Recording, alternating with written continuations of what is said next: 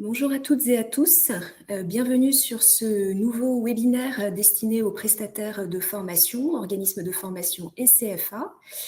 Aujourd'hui, la thématique, ça va être comment adapter, sécuriser le parcours de formation d'un apprenti en situation de handicap. Alors avant de démarrer, on va faire un petit contrôle de la technique. Si vous entendez correctement, je vous invite à cliquer sur l'onglet réagir avec le petit pouce en l'air pour me dire que le son est correct. Super, parfait. Alors, merci beaucoup. On est ensemble pour à peu près 45 minutes. On va passer 30 minutes ensemble pour explorer le sujet. Et puis ensuite, on réservera un temps aux questions-réponses. Alors justement, vous avez deux onglets en bas. Le premier, c'est chat pour pouvoir réagir tout au long de cette présentation. Et surtout l'onglet questions, dans lequel je vous invite à poser toutes vos questions. Et on prendra donc un temps à la fin de cette présentation pour y répondre. Si je n'ai pas le temps d'y répondre là aujourd'hui, sachez que vous aurez les réponses a posteriori et vous recevrez un mail à l'issue du webinaire pour vous inviter à consulter le replay. Et puis, vous pourrez également avoir les réponses à vos questions, télécharger le support de présentation et accéder aux liens vers les différentes ressources. Alors, le support va s'afficher. Voilà, c'est parti. Donc, au programme aujourd'hui, on va présenter l'AFDAS en quelques chiffres. Donc, dans les questions que vous avez posées en amont du webinaire, on a quelques personnes qui nous ont indiqué que c'était la première fois qu'elles travaillaient avec l'AFDAS, donc c'est l'occasion. On parlera également du handicap. Alors, on fera handicap et emploi et handicap et alternance. On donnera quelques chiffres pour vous donner quelques repères. On fera un focus sur le contexte réglementaire, qu'est-ce qui s'impose aujourd'hui aux organismes de formation et au CFA en termes d'accueil d'alternants en situation de handicap. On ira ensuite sur le contrat d'apprentissage aménagé, donc focus vraiment sur l'apprentissage.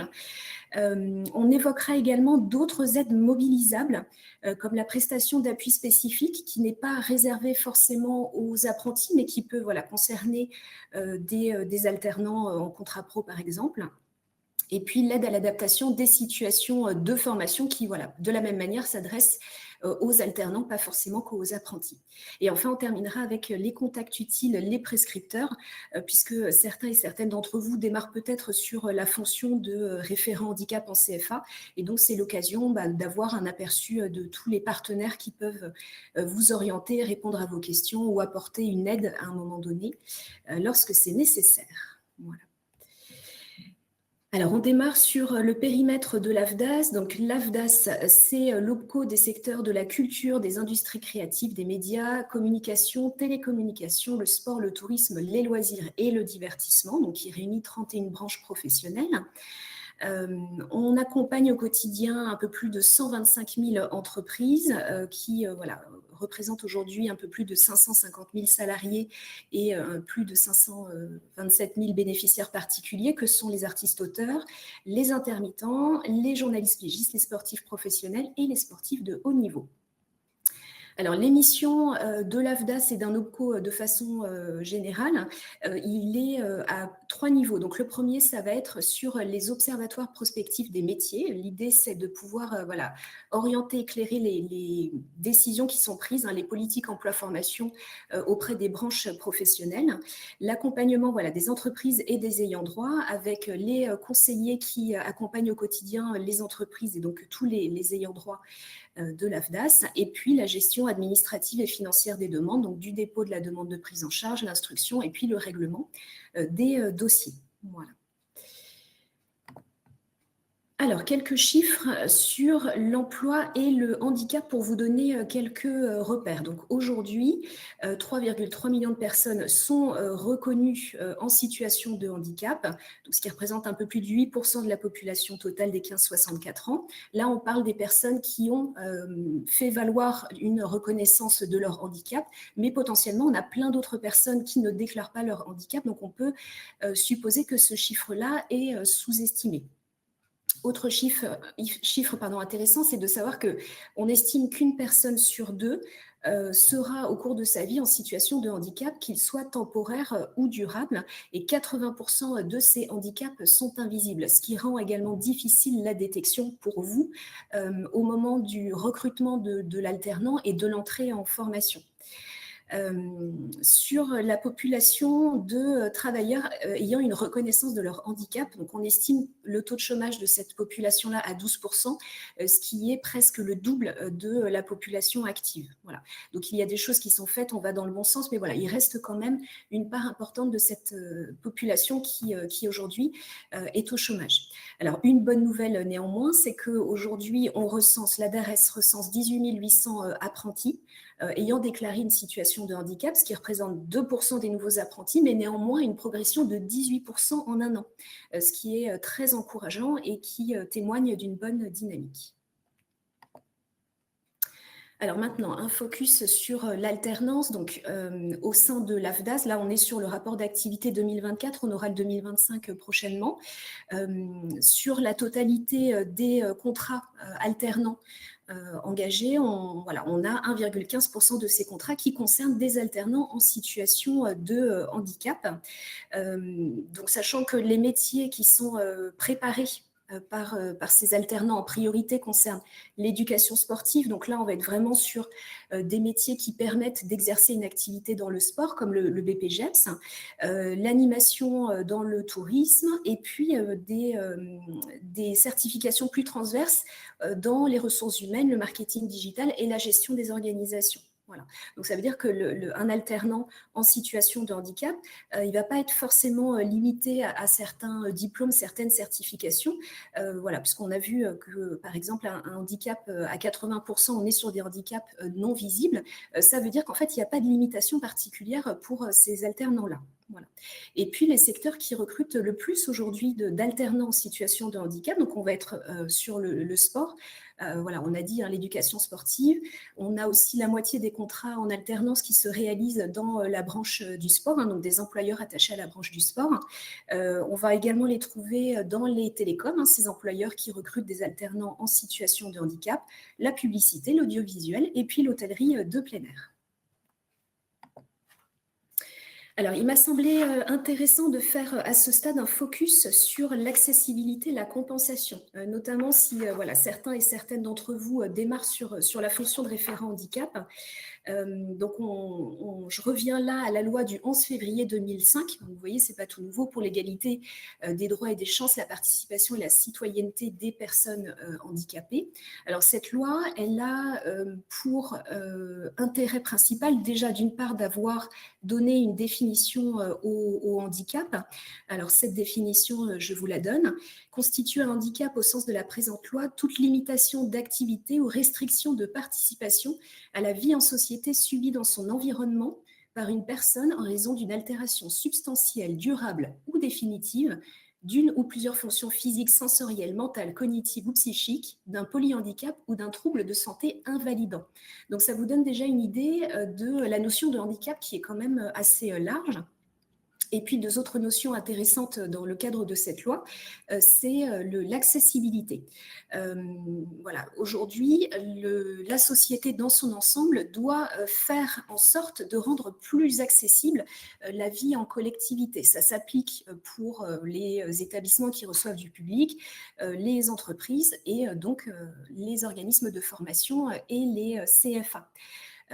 La compensation, on va être plutôt sur une échelle individuelle, c'est-à-dire en fonction de la personne, de son environnement qui peut jouer dans un cas et pas dans l'autre, et puis de ses limitations, ou en tout cas de l'impact de sa situation de handicap, on ne va pas toujours avoir besoin des mêmes compensations pour lui permettre de pouvoir vivre et travailler comme n'importe quelle autre personne. Alors, si on met ça, on pose ça en termes de questions pour l'accessibilité au niveau du CFA, donc là, on va englober la direction du CFA, les équipes pédagogiques, vous en tant que référent handicap, les questions qu'on va se poser, ça va être tout d'abord, comment accède-t-on au CFA? Quelle est l'accessibilité? Est-ce qu'il y a voilà, une facilité pour accéder aux locaux, pour se garer par exemple? Mais pas que. On va être aussi sur les temps de formation. Où est-ce qu'il se déroule? Comment est organisé le rythme de la formation? Quels sont les supports de formation? Est-ce qu'ils peuvent être digitalisés ou en tout cas adaptés? Et puis, comment s'organise la pédagogie de façon générale. Voilà, là, c'est pour la notion d'accessibilité de tous les apprenants au niveau du CFA. Et puis, en termes de compensation, donc on est plus sur une perspective individuelle avec des besoins en fait qui vont s'exprimer au niveau de la personne en fonction de son environnement et puis de l'impact de son handicap sur justement son parcours de formation. Alors, un autre focus sur l'écosystème handicap et emploi-formation, puisqu'il y a donc différents partenaires qu'il va falloir solliciter pour justement permettre ces adaptations. Alors, pour que vous les ayez en tête, on vous les a mis à l'écran. Je vais commencer par France Travail, l'émission locale et Cap Emploi, puisque là, on va être plutôt à l'étape du sourcing. Donc, vous le savez peut-être, France Travail a désormais des lieux où vous allez trouver donc un conseiller France Travail et un conseiller Cap Emploi. Ça s'appelle les teams handicap. Et l'idée, c'est d'accompagner en fait une population de personnes voilà, qui ont déclaré leur handicap et de leur permettre de mettre en avant justement leur profil auprès d'employeurs. On ne parle pas du tout de handicap, mais en tout cas des compétences et de ce que sait faire la personne. Et puis, dans un second temps, on voit s'il y a des besoins, des adaptations en termes de formation, de suivi de formation ou d'intégration et de maintien en entreprise. Un autre acteur incontournable, c'est évidemment l'AGEFIP. L'AGEFIP, c'est l'organisme qui finance justement les aides financières et certaines aides pour permettre l'intégration et puis le maintien en formation et en entreprise, qui publie notamment son guide Méthodia tous les ans, où vous avez donc toute l'offre de formation, de services de l'AGEFIP qui est recensée dedans. Et Cap Emploi est par exemple un prescripteur comme France Travail qui va pouvoir vous aider à identifier la bonne aide ou en tout cas le bon aménagement et aller en faire la demande auprès de l'AGEFIP. Voilà, donc ce sont des prescripteurs Cap Emploi et France Travail qui sont incontournables. Autre acteur de cet écosystème, la MDPH, donc la Maison départementale des personnes handicapées. Donc là, on est dans la demande en fait d'une reconnaissance de la qualité de travailleur handicapé. Donc c'est voilà, c'est l'organisme incontournable justement auprès de qui faire cette démarche pour obtenir cette RQTH. Et puis à tout moment, la médecine du travail, voilà, qui est le service de prévention. Le médecin du travail, il peut être sollicité à tout moment pour avoir une première idée des besoins en compensation ou si la situation du salarié, de l'alternant évolue à tout moment, voilà, on peut faire appel également au médecin du travail. Et puis, alors, on n'apparaît pas sur cette slide, mais vous avez également l'entourage familial de votre alternant, la famille qui est importante pour également voilà, participer à la détection, l'évaluation des besoins. Alors, en termes d'obligations en tant qu'organisme de formation, donc on l'a dit, la loi du 11 février 2005, elle est incontournable, elle a posé plusieurs notions qui sont essentielles. Et en ce qui vous concerne, voilà, c'est indiqué à l'écran, les OFCFA doivent tenir compte des contraintes particulières rencontrées par les personnes handicapées ou souffrant d'un trouble de santé invalidant en proposant des adaptations. Alors, ce n'est pas toujours le cas. On a des alternants en situation de handicap où on n'a pas besoin d'adaptation particulière. Néanmoins, voilà, sachez que dans votre rôle de référent handicap, il va y avoir, au-delà de l'accessibilité du CFA, le fait de pouvoir accompagner, justement, être à l'écoute et accompagner un alternant dans ce qu'il va pouvoir vous dire en termes de besoins en compensation. Et puis, le fait d'aller chercher aussi dans l'écosystème, les acteurs qu'on a vus juste avant, les partenaires qui vont pouvoir aider justement à une détection fine des besoins, au financement s'il y a besoin. Voilà, donc ça, c'est très important. Autre Autre rappel réglementaire, vous avez la loi pour la liberté de choisir son avenir professionnel, hein, la loi de 2018, qui est incontournable puisque eh bien, dans vos missions en tant que CFA, vous avez justement l'accueil d'alternants en situation de handicap, la recherche d'un employeur hein, pour justement leur permettre de s'insérer dans l'emploi et puis l'adaptation des parcours de formation. Vous avez de la même manière Calliope, hein, voilà, on a le référentiel national Calliope qui a un certain nombre d'indicateurs. Il y a une version là qui va bientôt arriver avec des indicateurs renforcés en termes de communication, en termes d'accessibilité, en termes d'adaptation. Voilà, donc ça va être important aussi d'en tenir compte dans vos démarches au quotidien. Voilà. Et puis une dernière ordonnance hein, voilà, qu'on a citée ici.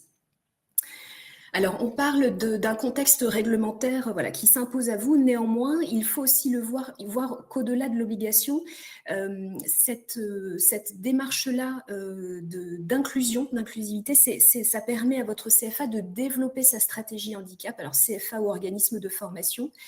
Donc voilà, c'est important de le voir comme une opportunité également. Donc, on arrive maintenant au contrat d'apprentissage aménagé, donc focus sur l'apprentissage.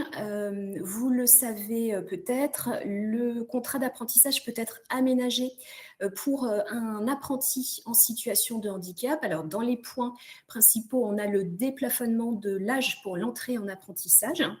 On peut avoir un contrat d'apprentissage qui est porté à 48 mois, hein, qui permet une adaptation du parcours pour aller au bout, justement sécuriser ce parcours et permettre d'obtenir la certification. On va le voir juste après, on peut avoir une majoration du niveau de prise en charge, hein, la majoration du coût contrat qui peut aller jusqu'à 4 000 € maximum par année de formation.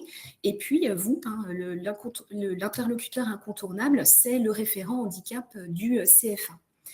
Alors, qui peut bénéficier justement de ce contrat d'apprentissage aménagé? Eh bien, on l'a vu, les apprentis qui bénéficient d'une RQTH, donc d'une reconnaissance de la qualité de travailleur handicapé. Donc là, on a eu une démarche auprès de la MDPH qu'on a vue juste avant. Et puis, on a justement cette reconnaissance qui est délivrée. Mais pas que, on peut aussi également avoir des apprentis qui sont bénéficiaires de l'obligation d'emploi. Et puis des bénéficiaires de l'un des titres suivants. Alors, dans le CERFA du contrat d'apprentissage, ça va être les équivalences jeunes, donc des personnes qui ont une notification de la prestation de compensation du handicap, une notification d'allocation d'éducation de l'enfant handicapé ou qui bénéficient d'un projet personnalisé de scolarisation. Voilà.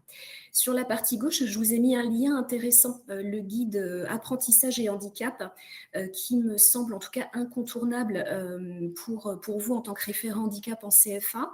Alors, dans les questions qui nous étaient posées, on nous demandait comment faire pour détecter les situations de handicap. Alors, effectivement, ce n'est pas évident, surtout dans la mesure où le handicap n'est pas visible. Néanmoins, vous avez plusieurs ressources qui sont à votre disposition.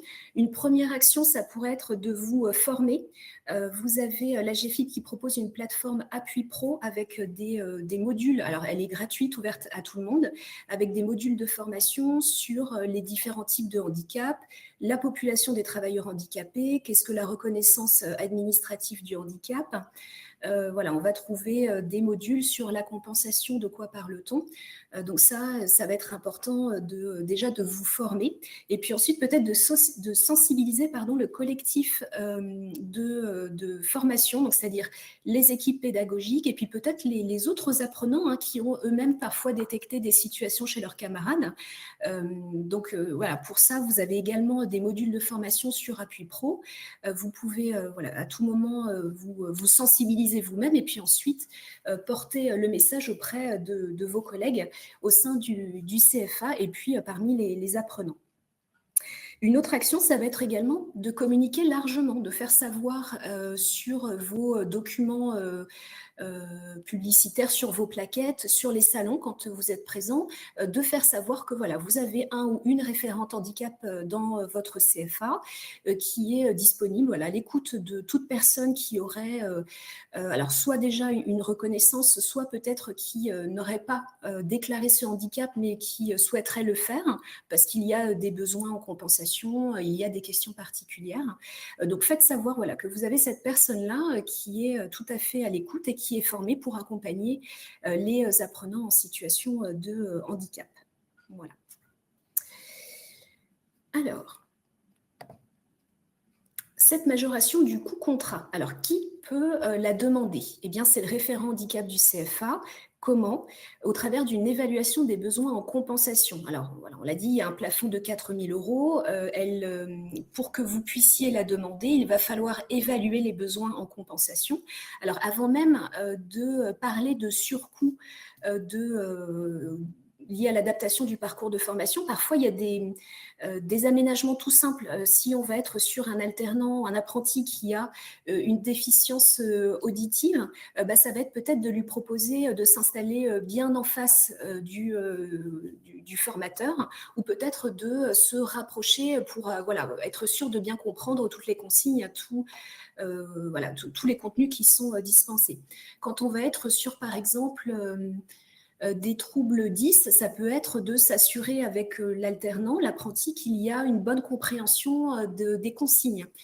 Ça peut être tenir compte aussi de la fatigue que peuvent entraîner justement ces troubles 10 en proposant peut-être du travail en plus petits groupes ou peut-être des temps de pause pour permettre à cette personne-là de récupérer un peu de sa fatigue. On n'est pas forcément sur des aménagements qui génèrent un coût, mais voilà, il y a peut-être aussi ce genre de réflexion à avoir en termes d'adaptation de support de formation, peut-être pas de surcoût là-dessus, mais peut-être une façon plus visuelle de présenter ces supports de formation et donc un travail avec l'équipe pédagogique. Voilà. Alors maintenant, s'il y a vraiment un besoin en compensation pour adapter son parcours, il peut y avoir différents types d'aménagements que vous pouvez intégrer dans cette majoration, cette demande en tout cas de majoration du coût contrat. On peut être sur des aides humaines ou techniques. Donc là, on vous a pris deux exemples. On peut être sur un lecteur scripteur. Donc là, voilà, ça peut être sur un déficit visuel. Je sais qu'il y a également des stylos lecteurs adaptés pour des apprentis qui auraient des troubles 10. Voilà, ça peut être ce genre de choses. Ça peut être faire appel à un interprète en langue des signes. Ça peut être un siège ergonomique quand il y a besoin. On peut être également sur des adaptations pédagogiques ou d'apprentissage. Donc, voilà, là, on vous évoque la réduction du temps de travail hebdomadaire de l'apprenti, l'allongement de la durée du contrat qui donc forcément va entraîner un surcoût pour le CFA. Et on peut être aussi sur du soutien particulier, voilà, sur des compétences clés, alors soit par une personne au sein du CFA, donc ça se valorise, ou en faisant appel à peut-être un prestataire en externe qui va pouvoir justement apporter son œil et puis son œil d'expert justement sur l'appui qu'il peut fournir. Alors, là, on va entrer dans le détail de la grille d'évaluation. Alors, ce n'est pas l'objectif de ce webinaire aujourd'hui. Néanmoins, là, je vous donne quelques informations. L'idée, c'est que derrière, si vous détectez à l'entrée en formation d'un apprenti des besoins, voilà, un besoin de compensation, d'adaptation du parcours, vous pouvez faire appel à la RHF, donc la ressource handicap formation, qui est un service de la GFIP avec des experts qui vont pouvoir justement vous aider à vous questionner et puis à remplir cette grille-là pour que vous puissiez en faire la demande auprès de locaux. Donc, cette grille, elle va être répartie sur 6 modules différents. Le premier, on va être sur l'évaluation des besoins en compensation, la définition des adaptations. Donc, on a déjà démarré une réflexion sur ce qu'on peut adapter sans surcoût et ce qui va faire l'objet d'un surcoût. Le module 2, l'adaptation pédagogique et les aménagements des épreuves, puisqu'il peut y avoir en termes de positionnement ou au moment des épreuves finales, un tiers-temps voilà, ou des aménagements à prévoir. Le module 3 va porter sur l'équipement technique. Donc, on a évoqué le stylo lecteur, le siège ergonomique, peut-être un logiciel particulier. Voilà, ça dépendra vraiment de la situation de chacun. Le module 4, le soutien à la formation en entreprise, puisque donc l'apprenti va alterner des temps de formation théorique au CFA et des temps de formation pratique en entreprise pour appliquer ce qu'il a vu justement en CFA. Le module 5, on va être sur l'accès aux droits, donc par exemple dans la mesure où vous accompagnez votre apprenti sur ses démarches auprès de la MDPH pour obtenir sa reconnaissance de qualité de travailleur handicapé. Et puis le module 6, ça va être l'accès à l'autonomie, l'accompagnement de la personne. Voilà. Donc à l'issue de ce webinaire, quand vous recevrez le mail, vous pourrez cliquer sur les liens qui s'affichent et aller justement télécharger cette grille d'évaluation pour commencer à vous l'approprier. Voilà. Alors là, bon, ça apparaît en tout petit, mais vous pourrez tout à fait aller télécharger cette grille par la suite. On vous reprend les différents modules tels qu'ils apparaissent justement dans cette grille d'évaluation. Donc le module 1, on est sur un forfait. Ce qu'on vous demandera, c'est d'indiquer s'il s'agit d'une évaluation initiale, c'est-à-dire c'est la première que vous réalisez avec cet apprenti, ou est-ce qu'on est sur une évaluation complémentaire? Il y a une évolution de sa situation et puis en fait, on s'aperçoit que les adaptations, les aménagements sans surcoût, et ben en fait, on va avoir besoin d'acheter du matériel, d'adapter un support de formation avec un surcoût, ou peut-être de faire appel à une prestation en externe. Voilà. Le module 2, bah là c'est pareil, pour le coup on n'est pas sur un forfait, on est sur un plafond, et en fait on va vous demander d'indiquer le coût que vous prévoyez justement pour adapter le parcours pédagogique. Idem sur l'aménagement des épreuves. Est-ce que vous avez demandé un tiers-temps? Est-ce qu'il y a eu un surcoût? Les équipements techniques, donc pareil, hein, sur le module 3. Le module 4, donc là, voilà, de la même manière, on vous dit c'est un plafond de 1 200 €. À vous d'indiquer si vous avez besoin de solliciter des fonds sur justement ce module-là, hein, dans l'évaluation ou pas. Module 5, l'accès aux droits. Et puis module 6, l'accès à l'autonomie. Voilà. Donc, je vous le redis, hein, c'est un maximum de 4 000 € au titre de la majoration du coût contrat par année de formation. Cette majoration, alors l'idée, c'est évidemment de détecter à l'entrée en formation ou même en amont les besoins pour pouvoir faire cette demande voilà, rapidement et pouvoir engager surtout les dépenses s'il y en a, en termes d'équipement par exemple. Vous pouvez faire cette demande jusqu'au 10e mois de la première année de formation pour pouvoir justement avoir une prise en charge qui intègre cette majoration. Au-delà, en fait, elle sera reportée sur l'année d'après. Donc, d'où l'idée aussi d'anticiper largement pour déjà ne pas être pris par surprise, pouvoir faire le nécessaire sereinement avec l'équipe pédagogique et puis l'ensemble des salariés du CFA, et puis en faire la demande à l'OPCO sans que ce soit pénalisant pour vous ou pour l'apprenti. Alors, en termes de documents obligatoires à l'instruction, donc on est là dans l'idée où vous avez détecté en amont de l'entrée en formation les besoins. Donc, classiquement, on va vous demander de déposer votre demande de prise en charge, donc le CERFA, la convention, et on vous demandera dans cette convention de formation d'indiquer le coût que vous demandez au titre de la majoration du coût contrat. Ça va être important. Autre point important, dans le CERFA, vous avez dans le pavé apprenti, donc soit on vous demandera, pour pouvoir bénéficier justement de cette majoration, il faut que l'apprenti soit bénéficie d'une ERQTH, donc là il faudra l'indiquer, soit d'une équivalence jeune, soit de l'extension BOE. En fait, si vous ne renseignez pas l'une de ces trois situations, on ne pourra pas déclencher la majoration du coût contrat. Et puis, on vous demandera également la grille d'évaluation des besoins, donc à déposer en même temps que la demande de prise en charge. Voilà. Donc, cette majoration, vous la facturez en même temps que les différentes échéances. Et puis, je vous le redis, vous avez jusqu'au 10e mois de la première année pour en faire la demande. Autrement, elle sera intégrée dans la deuxième année. Alors, en complément de cette majoration du coût contrat, deux autres aides qui sont importantes à mentionner ici. Donc, les prestations d'appui spécifiques qu'ils ne sont pas réservés qu'aux apprentis. Pour le coup, autant la majoration du coût contrat, ce n'est que pour les apprentis, autant la prestation d'appui spécifique, donc c'est une aide à demander auprès de l'AGEFIP. Les prescripteurs peuvent être France Travail, Cap Emploi, les missions locales, donc les conseillers emploi de votre alternant, par exemple. Et l'idée, c'est de faire intervenir justement un expert sur le type de handicap de l'apprenti. Alors, vous, en tant que référent handicap, ce n'est pas votre rôle d'aller détecter le type de handicap. Votre rôle, vous, c'est d'identifier les impacts que ces limitations ou en tout cas les besoins en compensation vont avoir sur son parcours en vue de le sécuriser. Mais voilà, l'idée, c'est de faire appel à un expert qui va pouvoir avoir un regard vraiment très précis sur les besoins. Alors, cet appui spécifique, il est à demander par l'employeur ou le conseiller emploi de l'apprenti. Il peut concerner le collectif de travail, mais également le collectif de formation. Donc, à ne pas négliger justement dans l'évaluation que vous pourrez faire à l'entrée en formation. Voilà.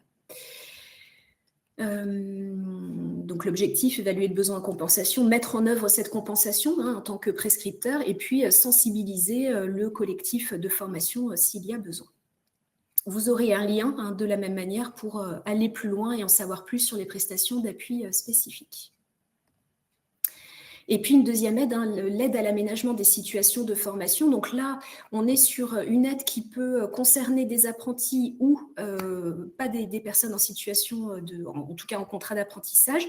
Attention, cette aide, elle vient en différentiel de la majoration du coût contrat. C'est-à-dire que dans un premier temps, vous allez demander la majoration du coût contrat.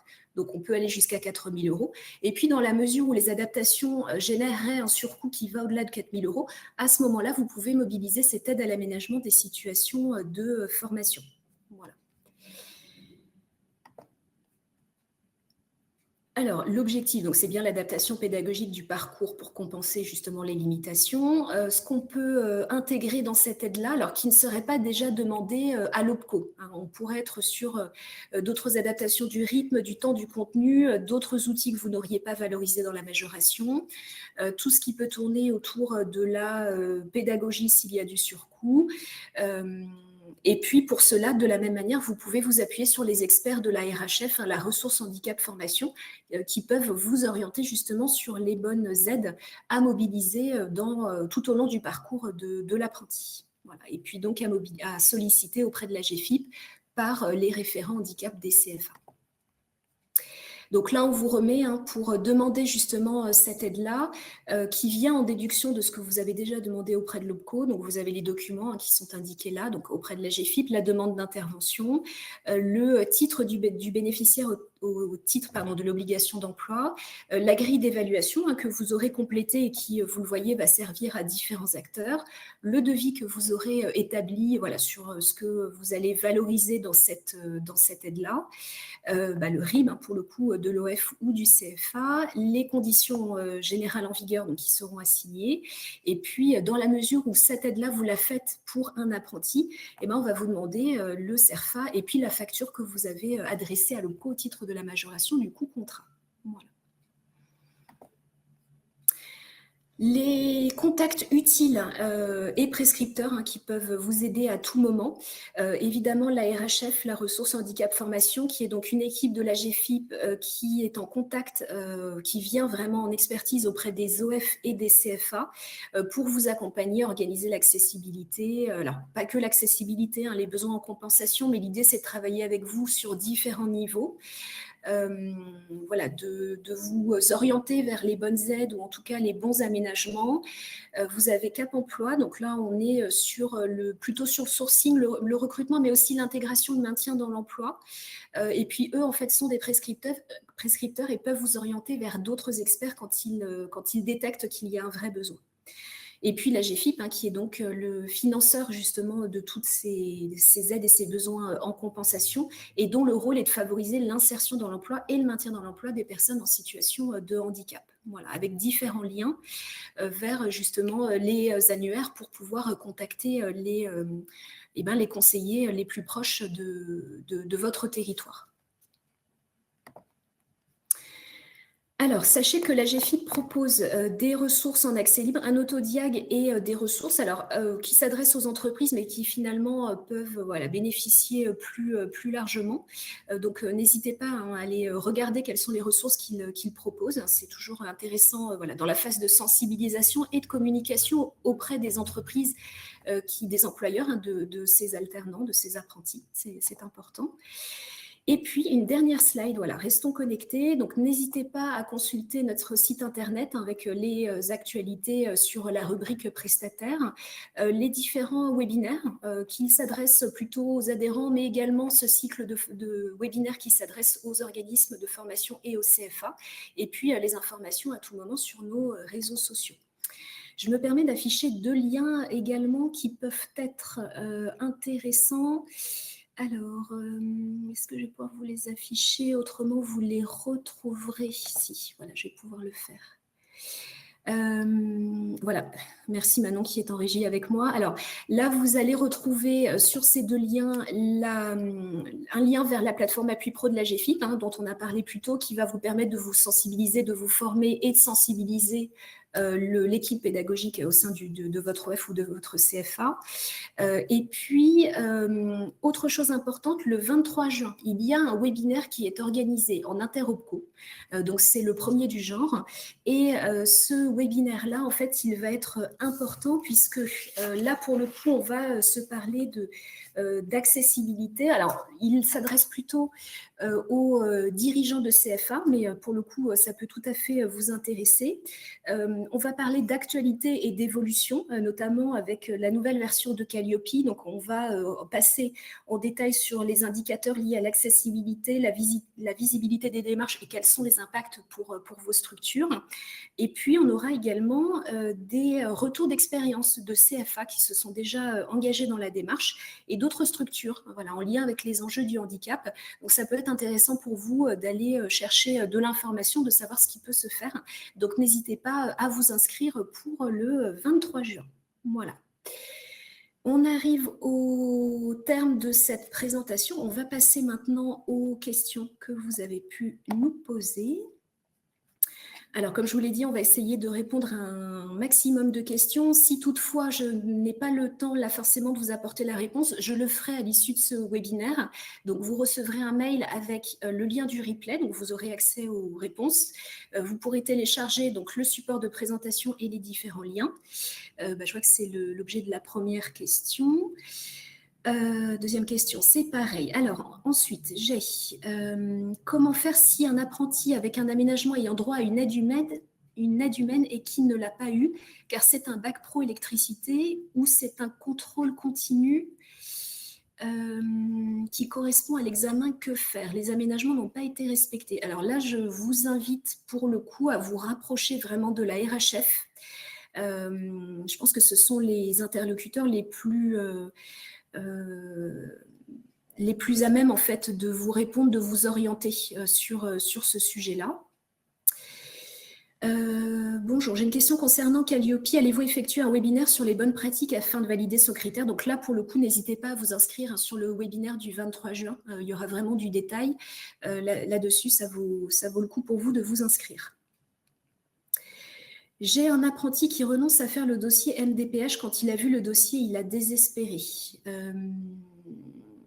Alors là, pour le coup, je ne sais pas quelle est la situation particulière, mais de la même manière, si vous êtes vous-même référent handicap de votre CFA, vous pouvez l'accompagner là-dessus et valoriser justement dans la grille, ou l'orienter vers soit la mission locale s'il est déjà accompagné, soit faire appel à Cap Emploi, un conseiller qui va pouvoir vous aider là-dessus. Je sais que parfois les démarches sont longues pour obtenir cette reconnaissance. Néanmoins, s'il y a des besoins en compensation, des adaptations à prévoir, ça vaut le coup de ne pas lâcher, d'aller jusqu'au bout pour pouvoir justement faire valoir et puis avoir accès à des aides techniques, humaines et financières. Alors, il arrive à la fin de son apprentissage. Peut-on demander un redoublement sachant qu'il n'a pas eu d'aménagement? Alors, c'est un peu dommage parce que là, voilà, on se retrouve dans une situation où vous n'avez peut-être pas pu détecter à l'entrée en formation, ou peut-être qu'il ne vous a pas justement indiqué qu'il avait des limitations, des besoins en compensation. S'il y a échec aux examens, effectivement, vous pouvez demander un redoublement. Mais il faut effectivement qu'on soit sur la dernière année de cycle. On ne redouble pas en cours de cycle, il faut aller jusqu'au bout. Et si l'examen n'a pas été obtenu, à ce moment-là, on peut aller sur un avenant pour prolonger d'1 an. Encore faut-il qu'il soit repris par la mairie où il fait son apprentissage. Alors, vous êtes dans le secteur public pour le coup. Alors, je ne sais pas s'il y a des dispositions particulières pour le secteur public. Voilà. Je ne vais pas pouvoir vous orienter là-dessus. Alors ensuite, la réponse a été apportée. Dans le cadre de Calliope, quels sont les documents à demander pour un apprenant en situation de handicap? Quels sont réellement les documents qu'un centre de formation est en droit d'exiger dans ce contexte? Et bien là, le webinaire du 23 juin en Interopco est tout à fait, je pense, recommandé pour ce type de questions. Alors, le lien de la grille de référence nous renvoie à une page introuvable. Ah, alors c'est qu'elle a été déplacée sur le site de la GFIP. Merci pour l'alerte, je vais regarder ça et je corrigerai le lien. J'espère savoir, à l'issue du webinaire, qui fait quoi entre le CFA, l'entreprise, l'établissement scolaire en matière de mise en place et de financement des aménagements. Alors, j'espère que du coup, ce webinaire a pu vous apporter de l'information là-dessus. Voilà, on a vu sur l'écosystème le qui fait quoi. Alors, gardez à l'esprit que vous n'êtes pas seul en tant que référent handicap. Les différents acteurs sont là pour vous accompagner. Et puis, n'oubliez pas que la famille aussi, l'alternant et sa famille peuvent aussi vous donner du feedback, ou en tout cas vous préciser les différents besoins.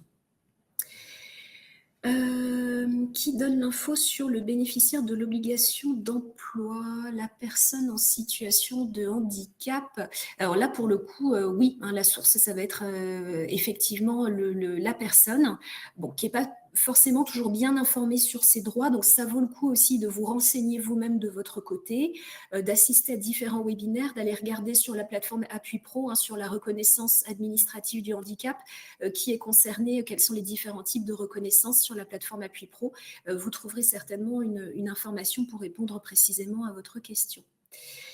Bonjour, concernant la majoration, nous avons eu un contrat avec cette majoration de 4 000 € et on nous a dit que cette majoration est à conserver dans sa globalité pour l'apprenti durant son année et il n'y aura pas de demande de remboursement de cette somme. Alors, je ne suis pas certaine de comprendre votre question. Donc, vous avez eu la majoration de 4 000 €. Il n'y aura pas de demande de remboursement de cette somme. Si vous l'avez facturé, c'est que vous avez déjà identifié que vous auriez besoin des 4 000 €. Vous avez probablement fait des devis.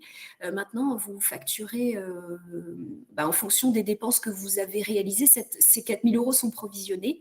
Et puis ensuite, voilà, c'est vraiment au réel des dépenses que vous avez réalisées pour l'adaptation de son parcours.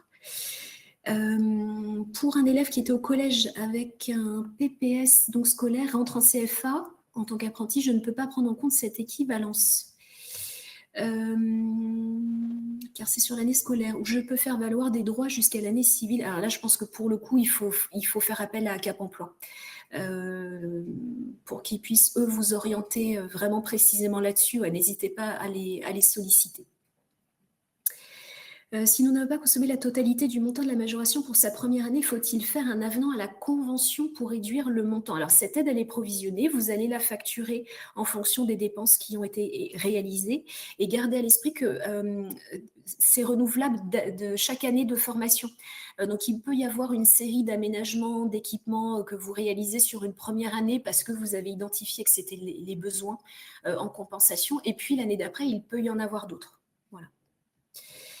Si le montant de la majoration demandée est accordé est inférieur à ce qui a été consommé réellement, devons-nous faire un avenant à la convention? Là, pour le coup, ce qui a été provisionné, vous ne pourrez pas demander plus que ce qui vous est alloué au titre de la majoration du contrat. Néanmoins, encore une fois, l'année d'après, c'est par année de formation, vous pourrez redemander. Les 4 000 € sont pour le CFA ou pour l'entreprise. Alors pour le CFA, puisque c'est bien vous en tant que référent handicap qui allez identifier les besoins de compensation d'aménagement liés au parcours de formation, donc le parcours au CFA. Les employeurs, les entreprises vont avoir accès à d'autres aides, l'aide à l'adaptation des situations de travail par exemple, mais pour le coup c'est une aide différenciée. Doit-on proratiser le coût de la majoration par rapport à la durée du contrat? Non, pour le coup, non. C'est vraiment en fonction de ce que vous avez identifié. Doit-on apporter des éléments de preuve type facture, devis pour justifier de la majoration du coût contrat? Alors, vous devez les garder en cas de contrôle, de même que la grille d'évaluation, puisque cette grille, en fait, vous allez la compléter sur la base de soit la façon dont vous allez valoriser s'il s'agit de salariés du CFA, donc vous valoriserez le salaire des personnes qui vont intervenir, ou si ce sont des équipements ou des prestataires en externe, à ce moment-là, on va fonctionner sur la base de devis et de factures, mais que vous garderez et que vous devrez pouvoir produire en cas de contrôle. Est-ce qu'il y a une aide pour permettre un reste à charge réduit pour l'entreprise du coût de la formation? Alors là, on est peut-être sur un autre type de demande que simplement le handicap. Au-delà du niveau de prise en charge, on a parlé de la majoration du coût contrat, peut-être les appuis spécifiques que vous pouvez mobiliser, l'aide à l'adaptation des situations de formation si justement la majoration du coût contrat ne suffit pas. Et puis voilà, vous avez aussi l'aide à l'embauche qui est plus intéressante, mais qui concerne plutôt une prise en charge sur le salaire, que l'entreprise valorise comme elle veut, mais l'idée c'est plus de compenser le salaire de l'apprenti. Alors, on arrive au terme des 45 minutes de ce webinaire. Je n'ai pas pu répondre à toutes les questions, donc je m'en occupe cet après-midi pour que vous puissiez y accéder rapidement. Je vous remercie à toutes et à tous pour votre attention, votre participation à ce webinaire-là. Encore une fois, n'hésitez pas à vous inscrire à un webinaire du 23 juin qui répondra notamment aux questions qui tournent autour de Calliope, des retours d'expérience de CFA qui se sont engagés dans la démarche. Je vous remercie, je vous souhaite une très bonne journée et je vous dis à bientôt.